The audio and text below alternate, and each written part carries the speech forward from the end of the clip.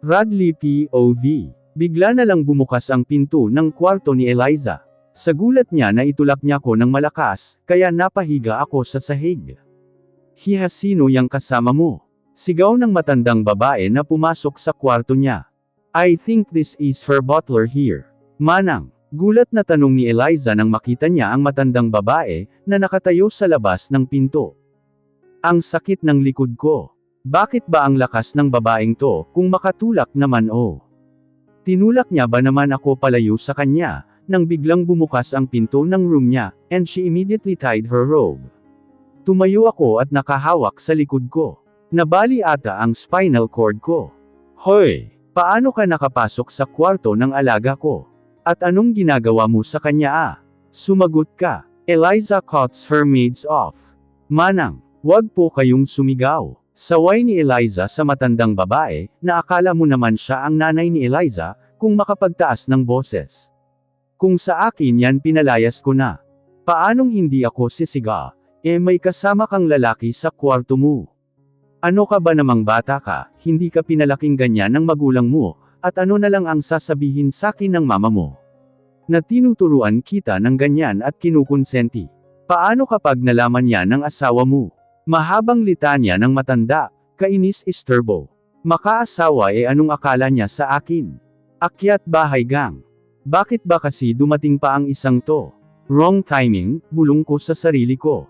Bakit ba kasi ngayon pa sumulpat ang matandang to? Yan tuloy nabitin ako.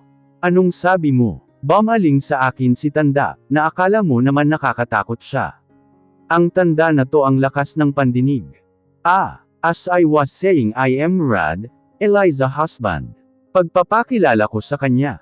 Alam na may asawa si Eliza, tapos hindi kilala kung sino ang asawa. Ang galing naman ng matandang to. I brush my hair using my hands. Nakita kong nanlaki ang mata ni tanda, at gulat na gulat. Gusto magpa-autograph. Bukas na lang. Totoo ba hiha? Tanong ni tanda kay Eliza. Ang gwapo ko namang sinungaling, kung hindi siya maniniwala na ako ang asawa ni Eliza. Eliza just nod. Ay nako, iho pasensya ka na. Hindi kita matindaan. Pasensya ka na. Nagkita na ba tayo? Siya nga pala bumaba na kayo at nakahanda na ang pagkain. Medyo nahiya ate si tanda. Akala mo naman talaga nakita niya na ako. Sige po manang. We will eat here. I cut Eliza off and I pointed the table in the terrace. Para makita nila ang nakahanda na pagkain na binili ko para sa kanya. Paanong nagkaroon ng pagkain dito? Tanong niya sakin, nagkibit balikat naman ako. O siya, sayang naman yung hinihanda ko pero hindi bali na. Tawagin niyo na lang ako pag may kailangan kayo. Lumabas na si tanda. Buti naman, dami niyang sinasabi. Lumapit ako kay Eliza nang biglang bumukas ulit yung pinto. Iyong pagkain ang kainin niyo. Lalamig na yun. At umalis ka na pagkatapos niyong kumain, baka ano pa magawa mo sa alaga ko. May pagbabanta sa boses na sabi sa akin ni tanda, as if nakakatakot. Sinong tinatakot niya? Si Radley Manalo. Wala ata tong kinakatakutan, dyan lang siya nagkakamali. That old woman is a big disturbance. I irritated said. Magtigil ka nga. Saway naman sa akin ni Eliza na ikinatingin ko sa kanya. Ang sama ng tingin niya sa akin, ano bang kasalanan ko at ganyan siya? Siya pa nga itong may atraso sa akin. She didn't kiss me back. Ganuan ba siya kagalit para hindi niya tugunin ang halik ko? Her lips is so smooth and sweet, I want to kiss her again. Anong nangyayari sa'yo Rad? Bakit ko naman gugustuhin? First kiss ha? I asked her, that's make her blush. Cute. Mas gumaganda siya kapag namumula. Liar ka na. Stealer ka pa. I hate you. Inis niyang sabi sa akin at inirapan ako. Ayos na sana yung liar and stealer. Wag lang yung hate. Baka hindi na ako makaulit. Naglakad siya papasok sa walk-in closet niya. You must be thank me for being your first kiss. Pang-asar ko sa kanya. Ewan ko ba kung namumula siya dahil sa kilig. O baka dahil sa inis. Kaya niya hindi tinugon ang halik ko, dahil hindi siya marunong. Dapat pala araw-araw ko siyang halikan, para naman may lesson na siyang matutunan mula sa akin. Umalis ka na nga. Ang kapal ng mukha mong sabihin yan. Pues hindi ko gusto na manakawan ng first kiss, at ang nakakainis pa dun ikaw pa ang nakakuha noon. Kainis ka na, kanina ka pa. Naasar niyang sabi sa akin, at hinilamos ang mukha niya na mas lalong namula. Grabe ang cute niyang asarin, lalo siyang namumula. Every girl dreams that I am their first kiss. Dagdag ko pa habang nakangisi. I'm not one of them. Galit niyang sabi. Pulang-pula na ang mukha niya parang kamatis. Tapos in denial pa siya. You're not. But I dreamed to be your first kiss, second, third and so on kisses. I said and I winked at her. Pang-asar ko palalo sa kanya. Haha, nakakatuwa yung itsura niya. Pulang-pula na talaga. You're blushing, ani ko. Napayuko siya at naglakad na papasok sa walk-in closet. Susundan ko ba? Wag na, baka iba pa makain namin nito. Umupo ako sa couch before I turn off the TV. Hindi ko alam kung bakit nagkakaganiyan itong asawa ko. I asked Andrea kung kasama niya si Eliza. May Eliza Guillermo. No, may Eliza Guillermo Manalo. I called her Ellie para unique. Pinuntahan ko siya sa mall, pero iniiwasan ba naman ako? Gusto niyang umuwi, so hinatid ko na lang siya. Wala naman akong plano na ilabas siya. Hindi ko rin naman alam kung saan siya dadalhin, dahil iba siya sa mga babaeng nakilala ko. Sinundan ko siya sa loob ng bahay nila, para makausap ko siya. I want to explain even if she's not asking. Kainis naman kasi, umiyak siya ng dahil sa akin. Kaya hinayaan ko na lang siyang umakyat, alam kong pagod na siya, kaya hindi ko na kinulit ng masyado. I offered to bring her a food, she just nodded and I find it so cold. So I drive away from her house, and I go to the restaurant to buy some food. Nagmadali akong bumalik sa bahay niya, mahirap na baka tulog na siya. Pumasok na ako kasi hindi naman nakalock yung gate, at main door tapos wala naman yung guard. Pumasok na ako, hindi naman ako napansin nung kasambahay na naglilinis sa sala. So I go upstairs and enter to her room, hindi rin lock. Kaya easy lang nakapasok kung magnanakaw lang ako, nasamsam na lahat ng gamit rito, walang kamalay-malay ang tao rito. Buti na lang at gwapo ako, hindi magnanakaw. Hinanap ko siya sa kwarto niya, wala siya, siguro naliligo siya. I turn on the TV para malibang, habang hinihintay ko siya ang tagal sobra. Kaya hinanda ko na sa mesa yung kakainin namin, buti na lang dumaan ako ng grocery, bumili ako ng chips, balak ko sanang mag-movie marathon kasama siya, ngayon lang to.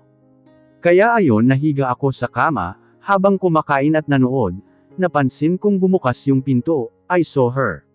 She's just wearing a pink bathrobe. Why she's so hot, I'm burning. Iniwas ko agad yung tingin ko sa kanya, kunyari hindi ko pa siya nakikita, at focus lang ako sa TV, pero siya na ang nakikita ko sa TV, anak ng tokwa.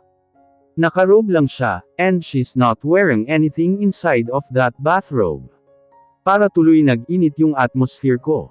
Kaya nung tinanong niya ako kung anong ginagawa ko dito, I answer without looking at her. Bakas pa sa tone ng pagsasalita niya na galit pa siya sa akin, kaya dinadaan ko na lang sa pang-aasar. Actually, hindi ko talaga siya hahalikan kanina, inaasar ko lang siya, pero hindi ko na control ang sarili, parang may sariling isip na gumalaw ang mukha ko, at hinalikan ko siya tapos yung kamay ko parang may sariling isip, naglulumikot. Maingat ako pagdating sa kanya, pero kainis na buhay to, mukhang may kanya-kanyang isip ang kamay ko. Buti na lang talaga dumating yung maid nila, kasi kung hindi na uwi na sa kama yon. Pero in other side nang hihinayang ako, this is the time para matikman ko ang asawa ko, makascore kaso malas. I can't erase it in my mind. I want to continue, lalo na yung kiss namin. I want to kiss her again, and again and again. Sounds crazy but yeah, I am. That's pinkish, smooth sweet lips of her, I want to claim it again. Nabitin tuloy ako tapos kainis. Sakit ng puson ko, kailangan ko tong ilabas. Nasaan na ba kasi siya, bakit ang tagal? Pag naubusan ako ng pasensya, papasukin ko na siya sa kwarto. Pagkabilang ng 3, handa na ba kayo? Eliza. Pasensya na Eliza dahil sa akin nag-away pa kayo ng boyfriend mo. Nagsisising ani ni Livon. Boyfriend. Radley is not my boyfriend. Yan ang gusto kong sabihin kay Livon, pero hindi ko na lang sinabi. Anong problema niya? Iniwan ba naman ako ng Radki na yon? Hindi bale na, kakausapin ko na lang siya mamaya. Ano bang problema niya? Nakita niya lang si Leven bumalik na naman ang dark side niya. It's okay Leven, papasok ka. Alok ko sa kanya, pero mabilis rin siyang umiling. Isa pa to, anong problema? Pasensya ka nga pala kay Eliza, sabi ko sa kanya. Okay lang. Ako naman ang may kasalanan kung bakit siya sumigaw. Napakamot pa siya sa ulo niya. It's cute. Guwapo rin naman si Leven, madaming nagkakagusto sa kanya sa school, at hindi na iyon bago. Sige una na ako, good night, ngumiti siya sakin bago pumasok sa sasakyan niya.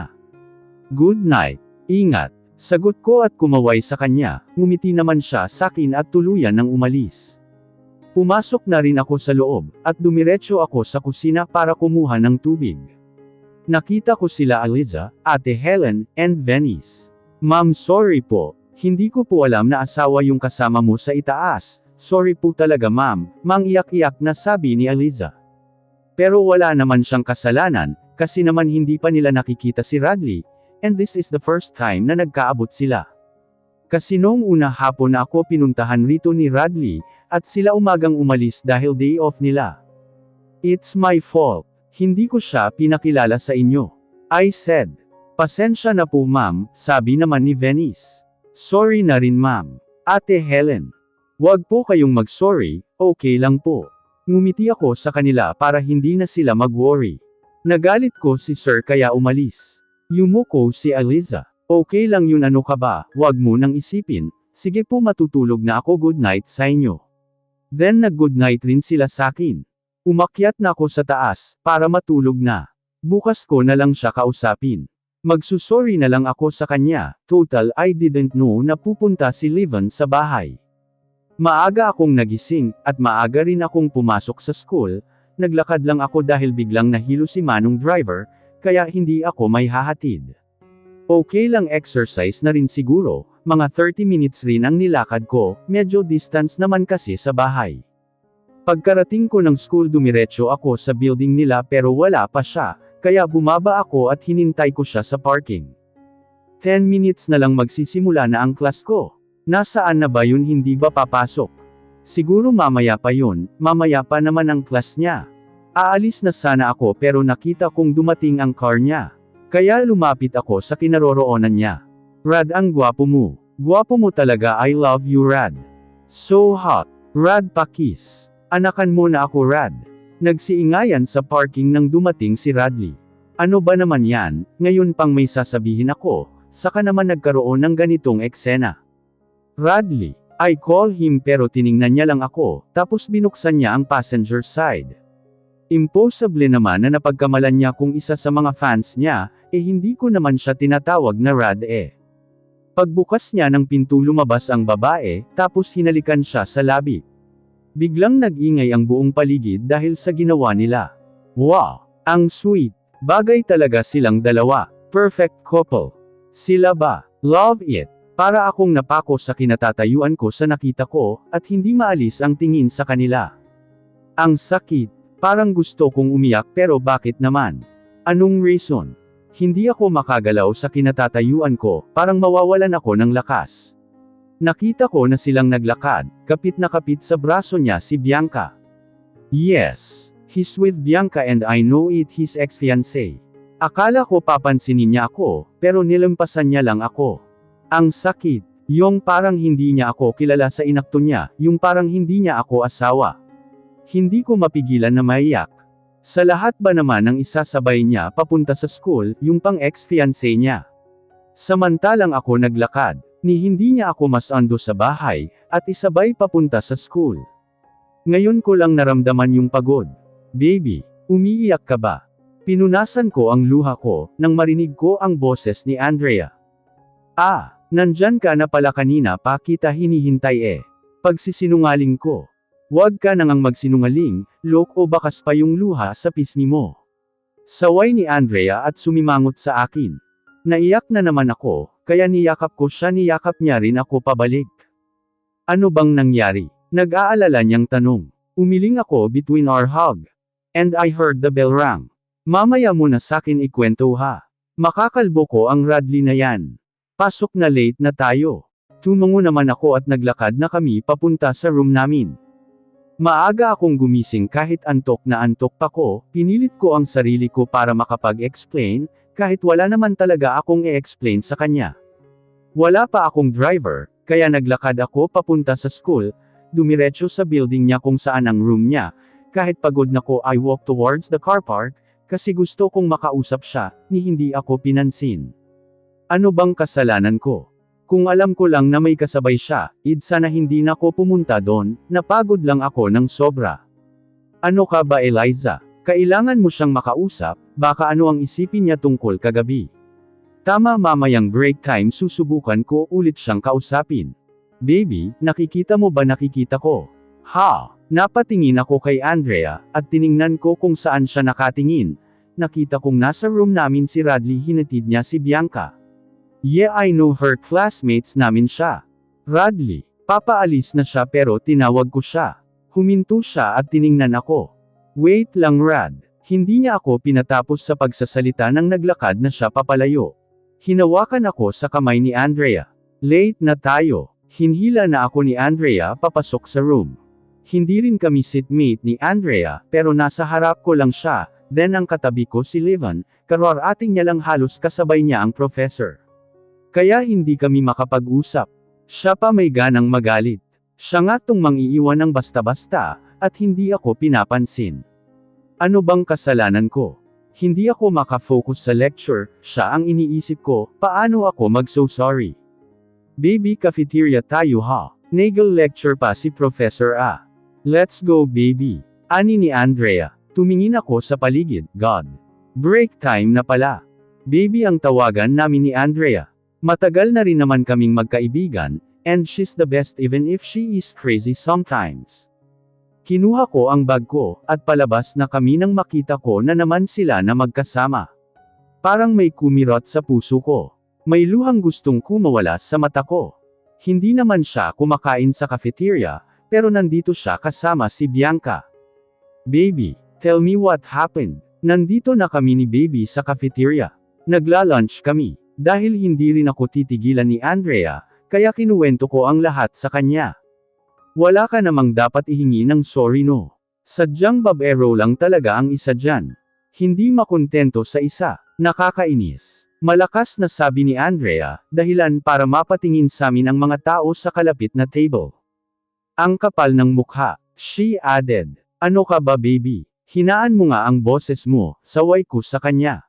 Yan tuloy napatingin sa amin ang mga student sa loob ng cafeteria, pati na rin sina Bianca and Radley.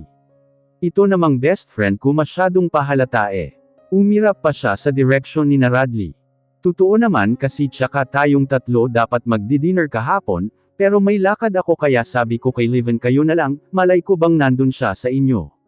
Tinulungan ko pa naman siya sayong tapos ganuan siya, ang sarap niyang kalbuhin nakakapanginit ng ulo. Nakakahiya ka na, baby ah. Saway ko. Daig pa si mom kong menas, makasigaw akala mo kaming dalawa lang ang tao rito sa cafeteria. Buti na lang at nagbell na, kaya natigil na si Andrea sa kakaingay niya. Pumasok na ako sa next subject, simpre ko ang nakakahiya kong best friend. Pero love ko yan, simpre hindi pa rin tumitigil daig pa ako. Hi Eliza, sabi ni Levan nang makaupo ako sa tabihan niya. Hello, tipid kong sabi at nginitian siya. Bati na kayo ng boyfriend mo? Tanong niya. Correction lang, Levan ah. Hindi niya yun boyfriend, ang makapal na mukha na lalaking yun. Asawa iyon ni Eliza. My God, Andrea. Ang dal-dal talaga, lalo na kapag galit, parang nanay kong umasta eh. Nailalabas lahat. Andrea, ano ka ba? Napagtitinginan na kami ng classmates namin. Ano bang katangahan yan, Andrea? Bakit mo sinabi? Ay sorry, hehe, naasar lang ako. Nag-peace sign siya sakin at ngumiti ng pilit. Naiintindihan ko siya kaya si Andrea nagkakaganiyan. She just being a protective friend, pero hindi niya kailangang ipagsigawan. Asawa mo pala siya, hindi makapaniwalang tanong ni Levan sakin. Hindi na ako sumagot dahil dumating na ang professor namin. Pagkatapos ng lecture uwian na umuwi na ako. Si baby hindi ako maahatid, may lakad sila ng mom niya, no choice maglalakad ako, hindi naman ako marunong mag-taxi. Nasa kalagitnaan ako ng paglalakad, nang may humintong kotse sa tabi ko. Bumukas ang bintana at nakita ko si Livon. Eliza, hatid na kita. Alok ni Livon. Hindi na. Okay lang ako, exercise na rin. Nakakahiya naman kay Livon. Ikaw lang ata ang nag-i-exercise ng hapon. Halika na ihatid na kita. Magdidilim na rin Pagpipilit niya. Sumabay na lang ako kay Livon, ang sakit rin sa paang maglakad, makakapagpahinga na ako, at madami akong gagawin na schoolwork. Wala kaming imikan sa sasakyan, hanggang sa makarating kami sa bahay. Buti pa tong si Livon nag-offer na ihatid ako, si Radley dinaanan lang ako. Salamat sa paghatid Livon. Sabi ko kay Livon nang makababa ako sa sasakyan niya, hindi na rin siya bumaba. Wala yun. Bye Eliza. Nakangiti niyang sabi sakin, kaya ngumiti rin ako sa kanya at kumaway ako sa kanya. Ingat ka. Salamat ulit, sabi ko. Pumasok na ako sa kwarto ko, at mag-aaral pa ako. Tiningnan ko ang phone ko, wala man lang text si Radley. Wala kahit isang ligaw na message. Bahala siya. Kung ayaw niya ko kausapin hindi. Hindi ka man lang ba magpapaliwanag sakin? Nagulat ako nang marinig ko ang baritonong niyang boses. Napatingin ako sa doorway. I saw him leaning on the door. Anong ginagawa mo dito? Paano ka nakapasok Umalis ka nga. Umalis ka na. Galit kong sabi sa kanya. Lumapit ako sa kanya, at hinhila ko siya paalis sa nakasarang pinto, at binuksan ko, tinulak ko siya palabas. I waiting for his text message. But now I saw him, hindi ko mapigil ang hindi magalit sa kanya, dahil sa ginawa sakin kanina. Ako pa talaga ang may dapat na ipaliwanag. Ipagtutulakan mo pa talaga ako paalis. Bakit hinihintay mo na naman ba ang Ramos na yon? Galit niyang sabi, kitang-kita ko sa mata niya na galit siya. Bakit? Kapag sinabi ko na magstay ka, nagstay ka ba? Di ba hindi? Di ba nga iniwan mo ako? Now leave. Kung pumunta ka lang rito para mang-away, mas mabuti pang umalis ka na. I don't wanna see you again entering my room, without my permission. Don't be so feel at home Radley. Nanghihina kong sigaw sa kanya. Gusto kong umiyak, pero tinitiis ko na wag ibuhos ang luha ko sa harap niya. Gusto kong ipakita sa kanya, na ayos ako at okay sa akin ang mga ginagawa niya. I don't know, but do I deserve this kind of pain I felt right now? If it's this what you want. Matalim ang tingin niya sakin, at mabilis na umalis sa harapan ko. Para naman akong binuhusan ng malamig na tubig sa inakto niya, kanina parang hindi ako kilala, tapos ngayon need ko mag-explain. Wow! Senaryo ko na yung pinto, at umiyak ako ng umiyak. Ba't ganoon siya sakin? Ako pa ang masama. Ako pa ang may dapat na e-explain. Hindi pa rin ako makaget over sa ginawa niya. Thanks manang. Hindi natuloy ang ginagawa ng lokong lalaki na yun sa akin. Pagkabihis ko lumabas na kaagad ako at nakita ko si Radley na nakaupo sa cough. Nakatingin lang sa labas, hindi ko siya pinansin, dahil mukhang ang lalim ng iniisip niya, nangunangisi-ngisi pa siya. Baliw. Naglagay ako ng skincare, then I comb my hair. Nilingon ko siya at nakita kong ganun pa rin ang posisyon niya, siguro may binabalak naman to. Kumain na tayo. Tinap ko siya sa shoulder. Nagulat naman siya, parang gusto kong tumawa. Priceless kasi yung itsura niya, pero naglakad na lang ako papunta sa terrace. Habang pigil ang tawa, anong nangyayari sa kanya? Nahawa na ng kabaliwan ni Andrea. Uupo na sana ako, pero naramdaman kong niyakap niya ako mula sa likod, at may nararamdaman akong bagay sa likod ko. Nakakailang. Nagulat ako kaya napahawak ako sa kamay niya, na nakayapos sa waist ko, at nilingon ko siya, nerest niya sa shoulder ko ang ulo niya. Sorry na galit ka pa ba? He whispered. I smell his breath. Amoy alak. Mouthwash. Chips. Basta halo-halong amoy pero ang bango pa rin. Galit pa nga ba ako? Teka nga, paano naman ako magagalit? Ang gulo. Nababaliw na rin ba ako? Napapalibutan kasi ako ng mga baliw Hindi. Tipid kong sagot sa kanya. Wala naman akong malalim na reason, para magalit sa kanya, beside nag-explain na siya, yung ayaw ko lang ay ang nagsisinungaling siya, paano pa kaya pag magkasama na kami? Really? Lumiwanag ang mukha niya, na kahit hindi ko nakikita yon ang ekspresyon niya. I nod. Sure. I nod again. Talaga. Ang kulit. Sabi ng hindi na. Kailangan ulit-ulitin. Gusto ata ako nitong magalit ng tuluyan. So I nod again. Kiss mo nga ako. He demanded. Ang cute niya parang bata, pero umaabuso naman. Feeling ko namumula na naman ako, kasi naalala ko yung ginawa niya kanina. Kaya tumingin ako sa ibang direction, aasarin niya na naman ako nito eh. You're not mad ha? Why don't you kiss me? He asked and I can see he pouted. You kiss me isn't enough ha? Abuso ka na. I answer and I rolled my eyes. Abuso ka agad. Hindi ba pwedeng naglalambing lang? Why if I'm just being sweet, one kiss? Here. Aniya at tinuro pa ang right cheek niya. Bakit ba ang kulit ng lalaking to? Hindi naman to ganito sakin ah. Ano bang nangyayari? Ayaw ko nga, wag mo nga akong pilitin. Ninakawan mo na nga ako ng first kiss, tapos magde-demand ka pa. Wag mo naman ipahalatang ang kapal ng mukha mo. Inirapan ko pa siya. I heard him chuckled. Just one kiss, you're so selfish. I am your husband didn't I? May tampo niyang sabi. Wag kang ang magdrama dyan. Nagugutom na ako, kumain na lang tayo. Sabi ko para may iba naman ang topic, tinatanggal ko yung kamay niya pero hindi niya hinayaan na maalis ko. Radley, saway ko sa kanya. I look at him, nakapout siya. Ano bang drama to? Hindi naman ito ganito eh. Let me go, I said in a low voice, while looking at his eyes. Kiss me first. Masigla niyang sabi, at itinuro niya pa ang pisngi niya, mas hinigpitan niya ang pagkakayakap sa akin, at ngumiti sa akin. No choice na ako, gusto ko nang kumain. Alam ko namang hindi niya ako bibitawan, hanggat hindi niya nakukuha ang gusto niya. May side rin pala siyang ganito, hindi lang ako sanay na ganito siya. Madalas kasi ang seryoso niya, at akala mo palaging galit, siguro kaya siya ganito sa akin, dahil may kasalanan siya, bumabawi lang. Oo na, napilitan kong sabi and I pouted. Wala naman sigurong masama kung pagbibigyan ko siya, nag-sorry naman na siya sa akin, would explain kahit na hindi ko sinabing mag-explain siya. Marunong rin naman palang ngumiti eh. Napangiti ako nang makita ang ngiti niya. Ngayon ko lang nakita ang ngiti niya, at malapitan pa. Makalaglag panty. Ang gwapo niya, hindi ko na iyon maitatanggi. Pakiramdam ko na mula na naman ako. Dahan-dahan kong inilapit ang mukha ko sa kanya, at hinalikan siya sa pisngi.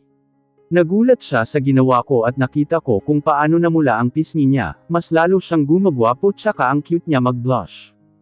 You're blushing. Itinaas ko ang kamay ko at sinundot ko ang cheek niya, tapos lalo siyang namula, napangiti na naman ako, makita ko siyang ganyan nawawala yung inis ko, parang nagsiliparan lahat ng tampo ko. It's my turn. Ako naman ang mang-aasar sa kanya, akala niya siya lang marunong. Hihi, ang cute mo. Tumatawa kong sabi. Tumatawa ako pero siya speechless. Humarap na ako sa kanya, nakahawak pa rin siya sa akin, nakayakap tapos sinusundot ko na yung both cheek niya ang lambot. Ang cute parang bata. Don't tease me wife. Malalim na sambit niya. Ang serious ng mukha niya, kaya napatigil ako sa pagtusok sa pisngi niya. Baka ano pang gawin nito sa akin, mahirap na. Taken. Nanlaki ang mata ko nang halikan niya ako, pakiramdam ko naghahabulan ang dugo ko paakyat sa mukha ko. My second kiss, Radley. I screamed. Pinalo ko siya sa balikat na payuko ako, kasi naman namumula ako, nag-iinit ang pisngi ko. Nakasandal sa chest niya ang mukha ko, naaamoy ko na naman yung Calvin Klein niyang amoy. Ninakawan na naman ako ng halik sa lips. I'm sure ako naman ang namumula ngayon. Hiding your face ha? I know you're blushing. Let's eat, aniya na may pang-aasar. Kaya bumitaw na ako sa kanya, pinaghugot niya ako ng upuan at pinaupo ako roon, bago siya naupo sa kaharap ko. Livon Tov. Hi! Ako nga pala si Livon Ramos, classmate ko si Eliza, magkaibigan rin kami, pero hindi lang kaibigan ang turing ko sa kanya. I think I'm falling in love to her. Papunta ako sa bahay niya. Well, alam kung saan siya nakatira, minsan ko na rin siyang hinatid sa kanila. Nagdadrive na ako papunta kila Eliza. Yayain ko siyang mag-dinner. Kasama sana si Andrea, pero sabi may lakad siya si Eliza na lang daw daanan ko, for sure daw sasama yun. Minsan nga lang ako mag-aya tinangihan pa ni Andrea, saan naman kaya yun pupunta? Sana pumayag si Eliza para naman sulo ko siya ngayon. Nandito na ako sa tapat ng bahay nila, bumaba na ako at nakatingin sa bahay niya, sa parte kung saan ang kwarto niya. Parang binuhusan ako ng malamig na tubig, nang makita ko siya na may kasamang lalaki sa terrace ng kwarto niya. Okay lang sana kung nag-uusap sila, pero kasi nakayakap sa kanya yung lalaki, tapos mukha namang nag-e-enjoy siya. Maya-maya hinalikan niya sa cheek yung lalaki, ang lawak ng ngiti niya. Nilalaro-laro niya pa yung pisngi ng lalaki, humarap pa nga siya dito tsaka pinagpatuloy ang ginagawa niya sa pisngi ng lalaki. Tumigil sa paglalaro sa pisngi ng lalaki si Eliza at hinalikan siya sa labi. Bakit parang nasasaktan ako? Mahal ko na ba siya? Hindi ba kaibigan ka lang niya, Liven? Kaibigan niya ba talaga ako? Bakit wala akong alam na tungkol sa kanilang dalawa? Bakit wala siyang sinabi sa akin? I won't judge her. Kung ano man ang nakita ko hindi pa rin yun basehan para mawala ang nararamdaman ko sa kanya. I know she's the girl I like. Uuwi na lang ako for sure naman na hindi siya sasama, may kadate siya sa room niya pa. Dinner together. Liven, ikaw ba yan?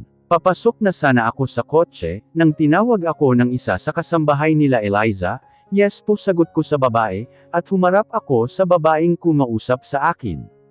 Wag mo nga akong pinupo dyan, magkasing edad lang siguro tayo. She said and I smirked.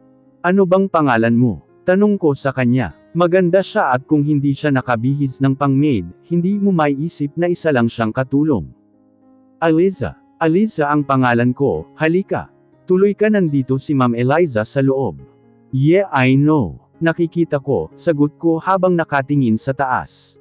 Nakita ko na, kung kanina nagyakapan sila. Topless na ang lalaki at magkatabi na sila sa upuan, nag-iwas ako ng tingin sa kanila, nang makita kong hinahalikan si Eliza sa leeg. Nakatingin rin si Eliza sa tingin ko. Maniakis. Bigla na lang sumigaw itong babaeng ta. Ano daw? Maniakis ako. Putik. Sino bang manyak? Hindi ko nga siya nahahawakan eh. Hey, wag kang ang sumigaw. Nabubulabog ang tao rito sa inyo.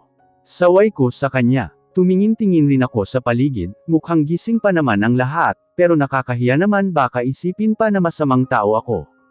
Manang. May tao, Manang, baliw ata itong babaeng to. Kung makasigaw akala mo naman ginagahasa. Ano bang nangyayari sa babaeng to? Hindi ba nila alam na may lalaki sa kwarto ni Eliza? Biglang bumukas yung pinto, yung gate nila, lumabas si Manang na may dalang kutsilyo, kasama ang dalawa pang maid na may dalang walis tambo, yung isa naman kawali. Anong gagawin nila dyan? Makakapanakit ba yan?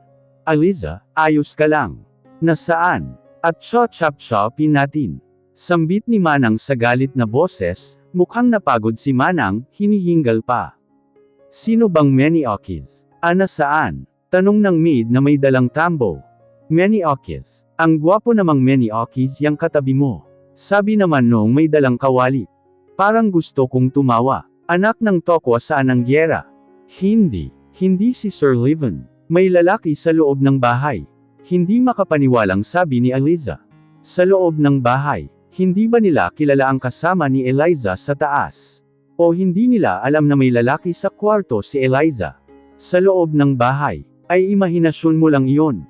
Ikaw na bata ka, aatakihin ako sa'yo, pumasok ka na nga, pag-alit na sabi ni Manang. Napahawak pa siya sa dibdib niya, tapos hinawakan siya ng may dalang kawali. Manang, okay ka lang po? Tanong nung may dalang kawali. Oo. Ano ka bang bata ka? Ayos lang ako. O siya, pasok na, sabi ni Manang. Talagang, hindi niya na matapos ang sasabihin niya, kasi dumating si Eliza. Ano pong nangyayari dito? Liven, anong ginagawa mo rito? Gulat na tanong ni Eliza. Nagtataka siguro siya kung bakit ako nandito. Ma'am, ayos lang po kayo. Tanong ni Eliza kay Eliza na ikinakunot naman ng noo ni Eliza. Oo, bakit? Kayo, bakit may sumisigaw? Sagot naman ni Eliza sa kasambahay niya. What's going on here? Naiinis na tanong nung lalaki samin. Abaloko ta. Siga. Siya ang Maniakis. Tinuro ni Eliza yung lalaking tumabi kay Eliza, at inilagay ang kamay sa bewang ni Eliza. Sino ka? Sabay na sabi noong dalawang kasama ni Manang. Hindi ako nagsalita, gusto kong marinig ang paliwanag nila. This face what you called maniac. You're blind. I'm too handsome to be a maniac, right baby? You don't even know me? So better you shut up, if you don't want to lose your job. Mahabang sabi ng lalaki, bago itinago ang mukha sa likod ni Eliza, tinatago o hinahalikan si Eliza sa harap namin. English-speaking dude, graba ang yabang mo talaga kahit kailan. Ay nako, nilang iling si Manang. Mukhang alam niya na may lalaki rito. Pero ang mga kasamahan niya wala. Hindi. Ano bang iniisip niyo? Levan, anong ginagawa mo rito? It's 10 in the evening. Puna ni Eliza. Ouch. I'm not ready for this. Napadaan lang ako, sige. Aalis na ako, sabi ko. What a lame excuses. Bakit nag-iba ata siya sakin? Sorry Levan na often kita. Ngumiti ako kay Eliza nang sabihin niya iyon. Anong ginagawa niyan dito? Sino ba yan? Narinig kong sabi ng lalaki. Kung umasta akala mo naman kung sino. He's my classmate. Napadaan daw siya, narinig mo naman siguro. Sagot ni Eliza at ngumiti sa lalaking kasama niya. Classmate? May classmate bang pupuntahan ka ng ganitong oras? Kung napadaan sana umalis na yan kanina pa. Mukha namang sinasadya niyang pumunta dito. Inis na sabi ng lalaki. Radley, saway ni Eliza. Umalis na yung lalaki at sinundan ni Eliza, pero dali-dali niyang pinaharurot ang sasakyan niya paalis sa bahay nila Eliza. Anong nangyari doon? Bastusan lang Kung umasta parang hindi ako kilala. Kung sabagay hindi niya naman talaga ako kinikilala, at hindi ko na rin siya kilala.